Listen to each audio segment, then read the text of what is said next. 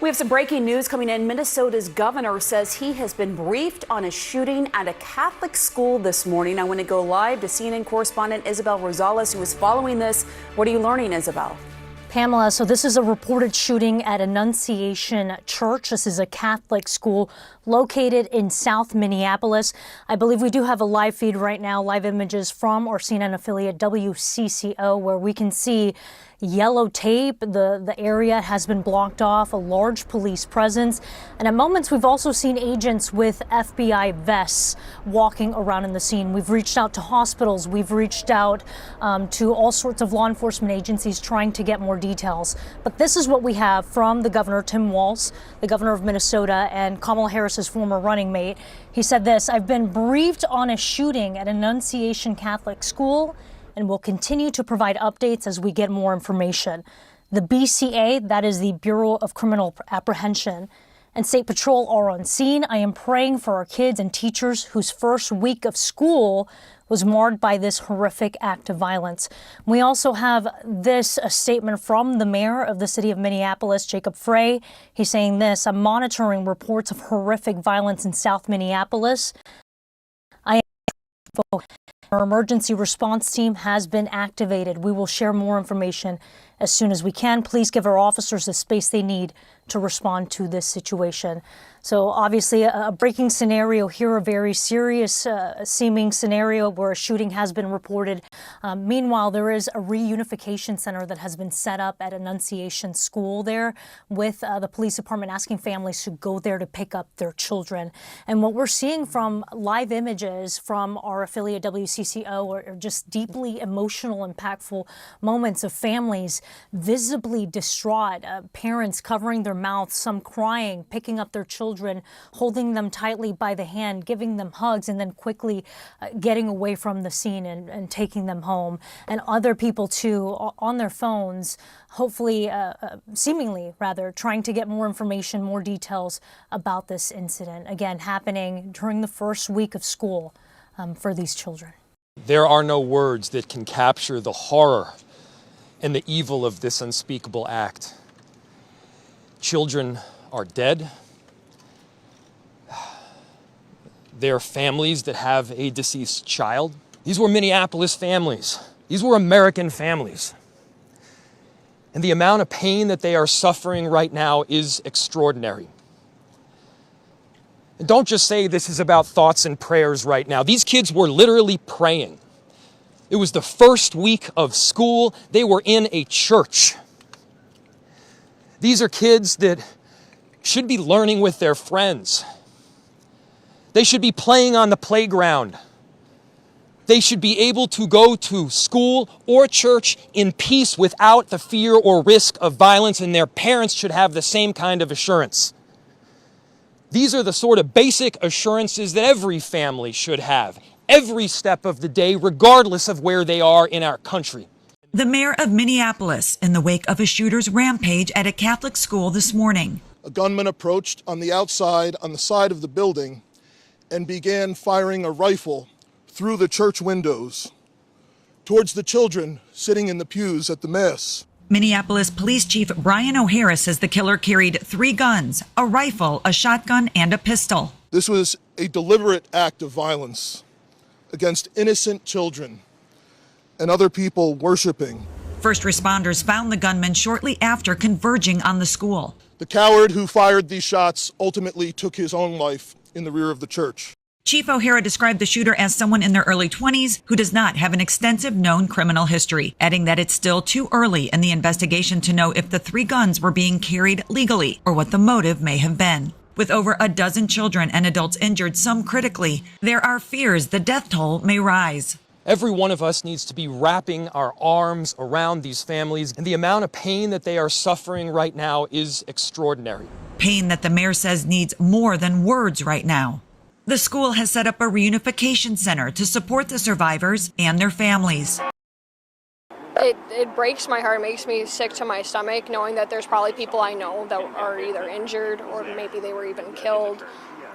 It doesn't make me feel safe at all at this community that I've been a part of for so long. So Me and my friends were talking like this is like our version of 9/11 because we didn't grow up during 9/11, so this is like this with our community. That's what it feels like.